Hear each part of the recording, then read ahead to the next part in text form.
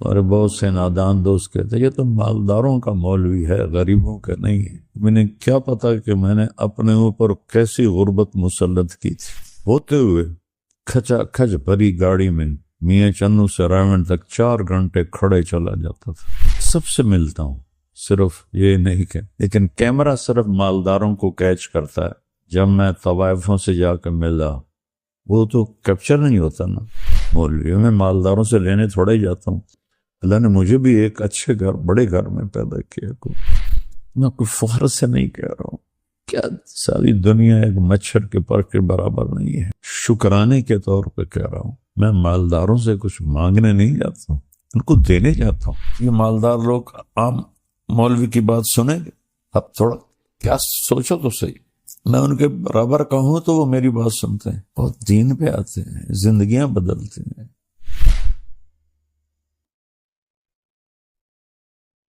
تو ساری زندگی اللہ نے مجھے توفیق دی۔ آپ کو اب بھی میری شہرت نظر آتی ہے اور گاڑیاں نظر آتی ہیں۔ میں جب اینٹ کے سرہانے پہ سوتا تھا آپ لوگ پیدا بھی نہیں ہوئے۔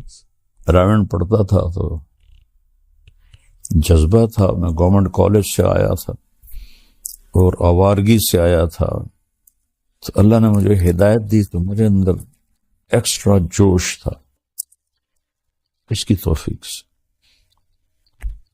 250-300 کا مجمع ہوتا تھا ان دن، یہ 72 کی بات ہے، 71 کی بات۔ شدید گرمی میں ہم باہر سوتے تھے فرش پر، کیراونڈ کا پانی کھارا تھا تو ہم چھڑکاؤ نہیں کر سکتے تھے اینٹوں کو ذرا ٹھنڈا کرنے کے لیے۔ جون جولائی کی دھوپ اور اس پر ہم سوتے تھے، تو میں اپنا بستر لے کے نکلتا تھا، جس کو میں دیکھتا تھا بغیر بستر کے لیٹا ہوا ہے میں اس کو اپنا بستر دے دیتا تھا، اور میں کہتا او سامنے برآمدہ ہے، صبح وہاں جا کے رکھ دینا۔ اور ایک اینٹ اٹھاتا تھا، اس پر یہ مولوی کا کندھے پہ رومال ہوتا ہے، تقریباً ہر مولوی نے رکھا ہوتا ہے، وہ میرے پاس ہوتا تھا، اس کی وجہ سے رول کر کے میں اینٹ کے اوپر بچھا لیتا تھا، اور اگر چٹائی مل جاتی تو ٹھیک ہے، نہ ملتی تو پھر اسی رومال کا ایک کونا اینٹ پہ رکھ دیتا اور ایک نیچے کر کے میں اس کے اوپر سو جاتا تھا۔ اور پھر میرا یہاں وہ کونا اس کا لگتا تو میری درد سے آنکھ کھل جاتی، تو پھر میں ایسے کروٹ بدل لیتا تو پھر یہاں وہ جا کے چبھتا، پھر میری آنکھ کھلتی، پھر میں سیدھا لیٹ جاتا، تو پھر نیچے فرش کی آگ مجھے جلاتی، پھر میں کروٹ بدل لیتا۔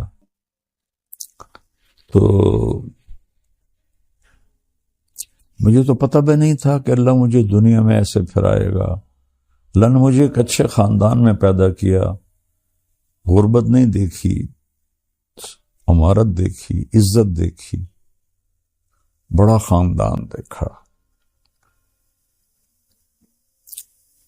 اس لیے تو میرے والد کہتے تو میری نک وٹھا دیتی، ایسے کر دیتے تو میری نک وٹھا دیتی ہے۔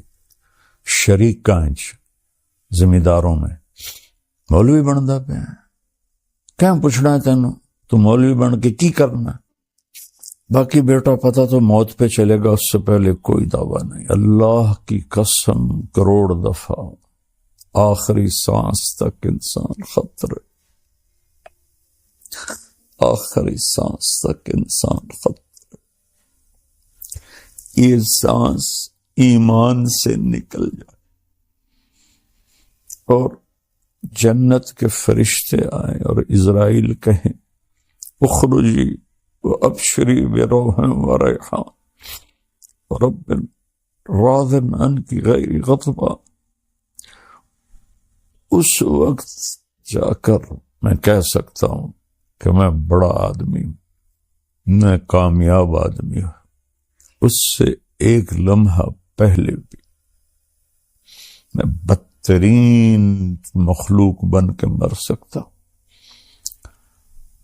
لہذا سب سے کہتا ہوں اپنی نیکیوں پہ غرور نہ کر، اپنی نیکیوں پہ دعوے دار نہ بن جاؤ، کسی کو گھٹیا نہ سمجھو۔ اس بات پہ رب راضی ہو.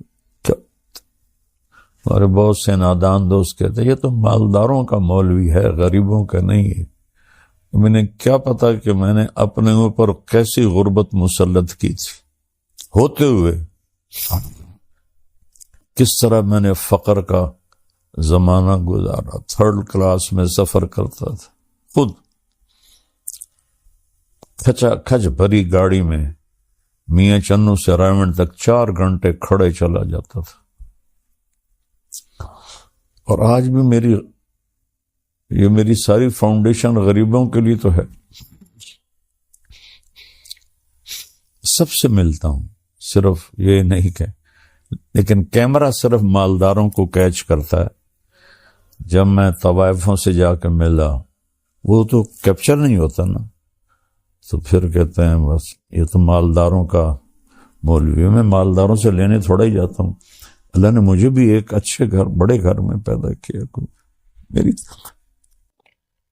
میرے رب کا گھر، میرا باپ ایک سردار آدمی تھا. میری توبہ، میں کوئی فخر کا بولوں یا بڑائی کا بول، اللہ مجھے مردود ہونے سے بچا. سلمان فارسی رضی اللہ تعالیٰ عنہ کو قریش نے تانا دیا، اور تو ایرانی ہے ہم قریشی ہیں.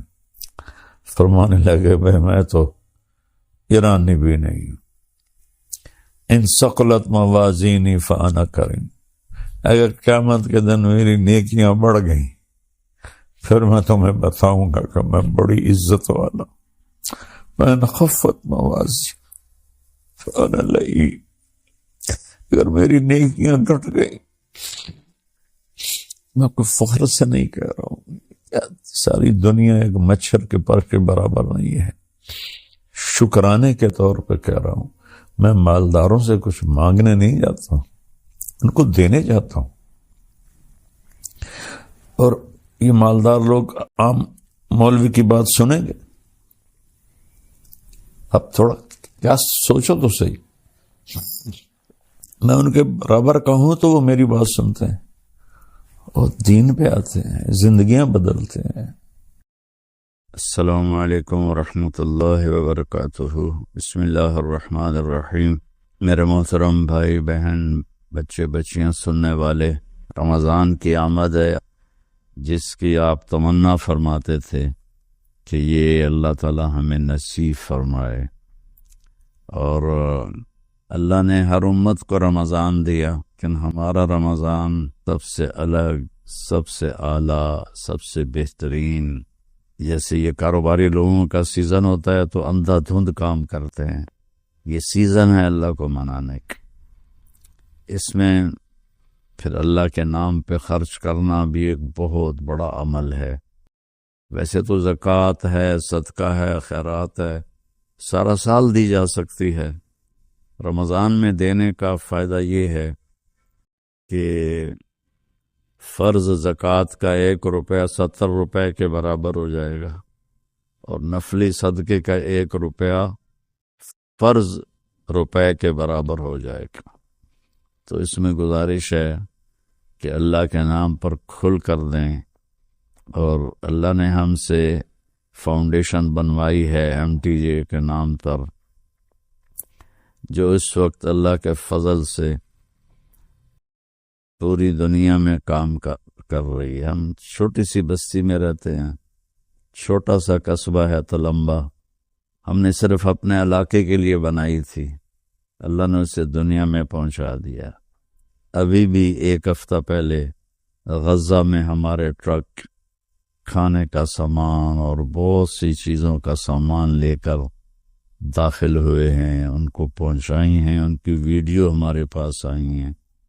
جب بارڈر بند تھے اس وقت بھی اللہ نے ہمیں توفیق دی تھی کہ ہم نے ایسے ذرائع ڈھونڈ لیے تھے جہاں سے ہمارے ٹرک جاتے تھے اور ان کی مدد کرتے تھے. ترکی میں زلزلہ آیا، وہاں اللہ نے پہنچایا. مراکش میں زلزلہ آیا، وہاں اللہ نے پہنچایا. یہاں بھی الحمدللہ بے شمار اس شعبے کھل چکے ہیں جن میں اللہ تعالی ہم سے اپنے بندوں کی خدمت کا کام لے رہا ہے. تو آپ سب سے گزارش ہے کہ ہر جگہ دیں، میں کسی کے بارے میں روکتا نہیں ہوں، جو صحیح کام کر رہے ہیں اور اس میں ہمیں بھی آپ یاد رکھیں، آپ کے تعاون کے ہم بہت زیادہ محتاج ہیں۔ اللہ آپ سے راضی ہو۔ السلام علیکم ورحمۃ اللہ۔